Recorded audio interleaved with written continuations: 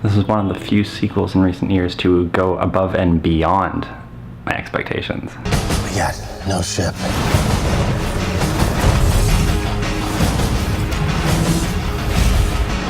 No crew. How are we gonna get out of this one?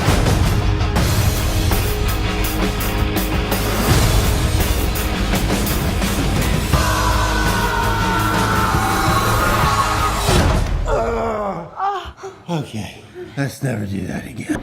Welcome to Owen's Sound. This, of course, is my review of Star Trek Beyond. This is the latest Star Trek film from Justin Lin, the director of the Fast and Furious franchise. And despite some trailers that really put people off, famously using the Beastie Boys' Sabotage, this movie was actually really good, and the actual action didn't seem so much of a forefront to ruining the actual Star Trekkiness of the movie. And it actually ended up being one of the most Star Trek like films in the entire reboot saga. So let's get right into it. Now, once again, the best part of this new Star Trek saga is, of course, the cast. You have Chris Pine's Kirk, once again in his best Kirk, I think, in the entire saga so far, really feeling the most grounded and the most relatable. You don't feel like him as kind of like the douchebag captain anymore. He really cares for his crew and really is thinking about his life at this point. And it's a really interesting character. Zachary Quinto's Spock is amazing in this movie. It's the best Spock I think he's done so far, and he's really nailed this role in every movie so far. John Cho's Sulu is one of the only characters that's kind of underused in this movie. He really only works as the pilot in this movie, and despite the whole thing about him having a gay lover or something like that, it really doesn't affect the movie at all. I'm surprised. It was really a big focus point for the pre-movie press, and yeah, he's very underused in this movie, surprisingly. Now, my two favorite characters in this movie are Carl Urban and Simon Pegg, both respectively playing Bones or McCoy, and Scotty in the case of Simon Pegg. Simon Pegg wrote this movie as well, and has notably a lot more of a heavier role as the movies go on, I guess due to his involvement behind the scenes, and nothing against that, really. It seems to be working out. It's a bit surprising that out of all the characters that Scotty is getting the most attention nowadays, considering Sulu has a lot more fighting experience, and regardless, it seems to make for more of an interesting set of events in the movie. And Bones is once again even more of a character now, as Carl Urban's kind of really playing to a character almost as a caricature seems to work really well in this movie. And rounding out the cast is Uhura as Zoe Saldana, who does her best. Once again, a little underused in this movie. She is one of the female characters in this movie that really kicks a lot of butt. Most of the actual female characters kick a lot of butt in this movie and really push the movie forward, which is really refreshing. The Star Trek movies have been really good with kind of diversity and gender equality, so it's really nice to see them doing this as well. I look forward to seeing Zoe Saldana do this even more so when the new Guardian movie comes out. Speaking to that other point, the other great fighting female in this movie is Sophia Boutella, I believe is how you pronounce that, who you may know from Kingsman, the Secret Service, where she played the, I guess if you could call it, amputated assassin, with the, or like the Blade Runner, whatever you want to call her. She had like the knives for feet, and she is kicking just as much ass as she did in that movie, and really plays an interesting side character as Jayla, and she really works very well in this movie. Now, the villain played by Idris Elba, Krall, kind of varied throughout the movie. It's a decent performance for Idris Elba, and more or less it seems to really just be suffering from the writing of the movie overall. And lastly, I can't forget Anton Yelchin, who really, once again, like John Cho, is a little underscored in this movie, and it's a little sad considering this might be the last big movie we see him in. Speaking of unfortunate passings in the Star Trek universe, they also handled the death of Leonard Nimoy very well and actually integrated into the plot in a very heartfelt and actually like very interesting way.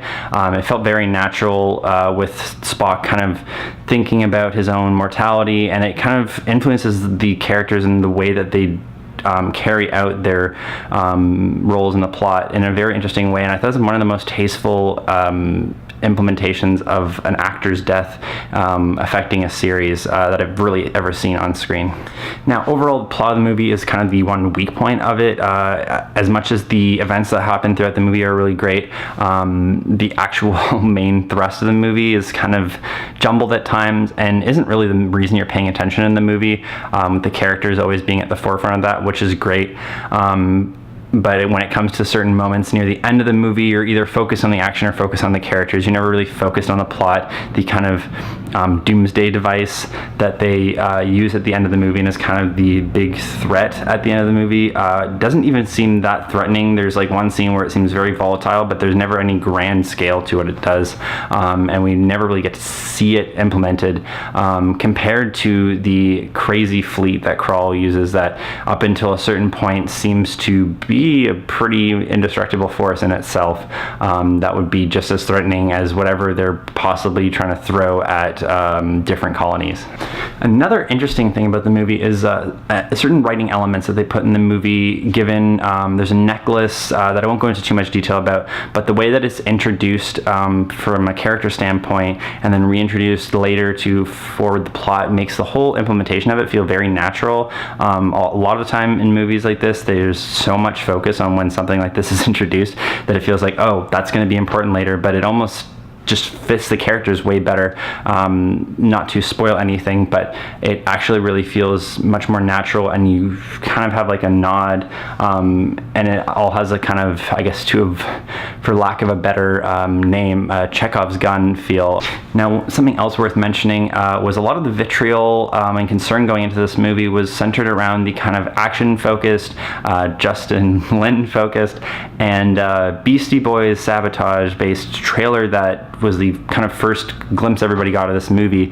And I really just have to say that the way that they actually implement this and kind of turn it back in the movie is great. I don't think that it could have been used any better. It's probably one of the best implementations of a Beastie Boys song in a non kind of generic action movie, especially in a sci-fi franchise I've ever seen. It actually rounds out Kirk's character, especially considering his entrance with the song in the first movie, very well, and seems like a really beautifully kind of coordinated way to use a song that would be kind of considered trashy. And going back to Justin Lin, he does a better Star Trek movie than J.J. Abrams really ever did. He rebooted the franchise, but Justin Lin really had better character moments and just more of a Star Trek feel overall, with the characters and science kind of being more of the focus of this movie, with the action elements happening when they happen. It is a movie. Any of the pre J.J. Abrams Star Trek movies still had action scenes. They just didn't look as good, frankly.